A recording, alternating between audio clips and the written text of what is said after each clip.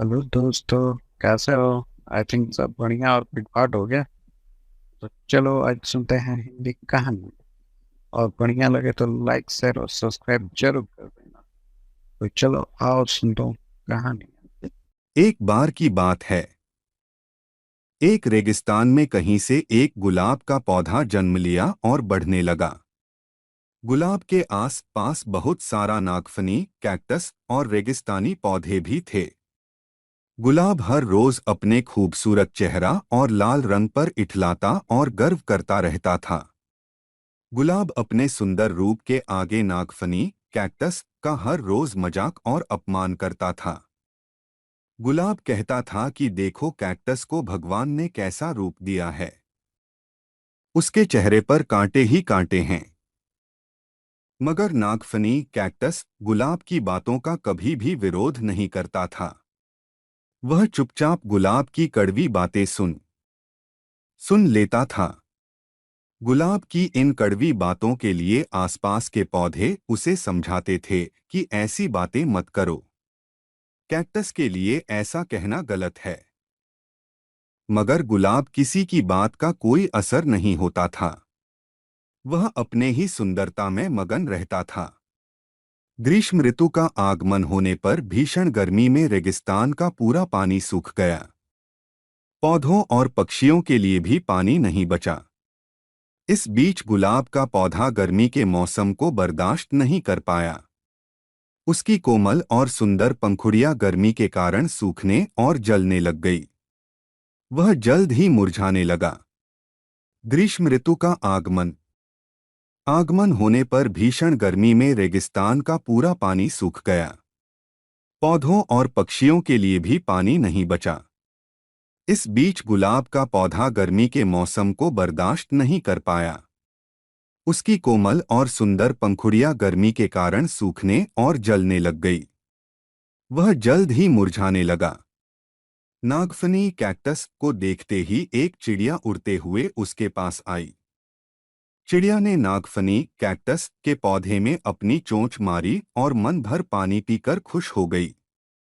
चिड़िया ने उड़ते उड़ते नागफनी कैक्टस को धन्यवाद देते गई। गुलाब यह सारी बातें अपनी आंखों से देख रहा रहा था। उसे अब अपनी सुंदरता अच्छी नहीं लग रही थी। उसे अपनी सुंदरता बस दिखावटी लग रही थी। गुलाब को एहसास हो गया था कि सही सुंदरता रूप नहीं होता है। गुलाब अपनी जान बचाने के लिए शर्मिंदा होते हुए पानी की कुछ बूंदें नागफनी कैक्टस से मांगा। नागफनी कैक्टस ने बेझिझक गुलाब को पानी दे दिया। कैक्टस के ऐसा करते ही गुलाब का घमंड चूर चूर हो गया। गुलाब इस घटना के बाद फिर कभी भी अपने रूप पर घमंड नहीं किया। इस कहानी से हमें यह शिक्षा मिलती है कि किसी भी प्राणी की सुंदरता मात्र से उसके गुणों का आकलन नहीं किया जा सकता है। कहानी कैसे लगी दोस्तों? अगर अच्छी लगी तो अपने दोस्तों के साथ शेयर ज़रूर करें और अच्छी लगी तो सब्सक्राइब ज़रूर कर ले, क्योंकि हम ये सब गरीब बच्चों के मदद के लिए बना रहे हैं। इससे आने वाली मदद उनको मदद की जाएगी। किसी के भलाई के लिए आप भी योगदान दे, सब्सक्राइब कर ले और ज़्यादा से ज़्यादा शेयर करें ताकि वायरल हो सके, चैनल का ग्रोथ बढ़े। उसके लिए आपका दिल से धन्यवाद। चलिए सुनते हैं और एक मजेदार कहानी, उससे आपको सीखने मिलेगा और कहनी सुन के आपको आनंद मिलेगा। कहानी है दूधवाले का सपना। चलिए सुनते हैं। हरीराम एक दूध वाला था। उसकी एक गाय थी। गाय रोज दूध देती थी और हरीराम का घड़ा दूध से भर देती थी। यह देखकर हरीराम खुश होता और खुशी खुशी उस दूध से भरे घड़े को बाजार में जाकर अच्छे दाम में बेच देता था। हरीराम को दूध से प्राप्त पैसे को किस प्रकार और कहाँ खर्च करने के बारे में सोचना बहुत ही अच्छा लगता था। दूध बेचकर जैसे जैसे वह पैसे प्राप्त करता जाता, वैसे वैसे वह उन चीजों के बारे में सोचता जाता जिसे वह खरीदना चाहता था। एक सुबह जब हरीराम अपनी गाय की दूध अपने घड़े में निकाल रहा था, तभी वह अपने पैसे खर्च करने के बारे में सोचने लगा। वह सोच रहा था कि जब यह दूध बाजार में अच्छे दाम में बिक जाएंगे तब उन पैसों से मैं 2 मुर्गी खरीदूंगा। जब दोनों मुर्गी अंडे देंगी तब मैं दूध बेचने के साथ साथ उन अंडों को भी बाजार में जाकर बेचूंगा, जिससे मुझे और ज्यादा पैसे प्राप्त होंगे। हरीराम दूध निकालने के साथ साथ पैसे के बारे में सोचते ही जा रहा था। वह सोच रहा था कि जब मेरे पास दूध और अंडे से पैसे अधिक प्राप्त हो जाएंगे तब मैं एक छोटी सी जमीन का टुकड़ा खरीदूंगा, जिस पर मैं अपनी फसल उपजाऊंगा। जैसे जैसे वह सोच रहा था वैसे वैसे वह खुशी के मारे उत्साहित होता जा रहा था। हरीराम के अधिक उत्साह के कारण उसकी गाय का दूध घड़े के बजाय कब जमीन पर गिरना शुरू हो गया उसे पता ही नहीं चला। जमीन पर दूध फैलने के कारण जमीन गीली हो चुकी थी। गीली जमीन होने के कारण गाय ने हरीराम को एक लात दे मारी।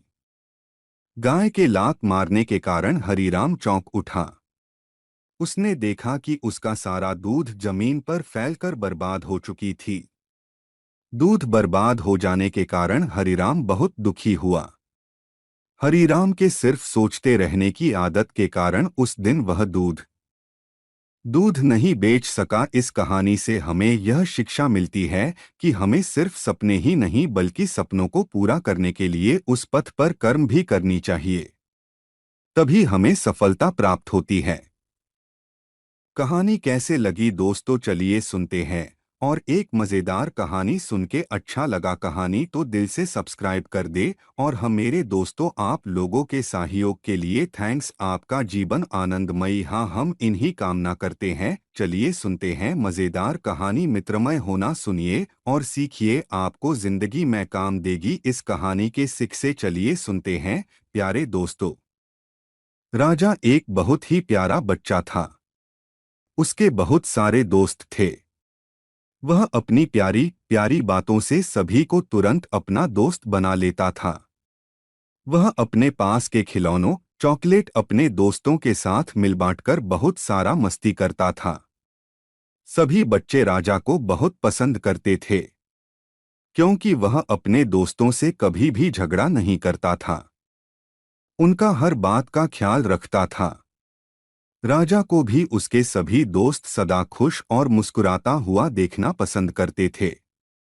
इसीलिए हमें राजा के जैसा बनने की कोशिश करनी चाहिए, जो हमेशा अपने दोस्तों को खुशी दे। देखिए दोस्तों, तो लाइक और शेयर और सब्सक्राइब कर दीजिए ना।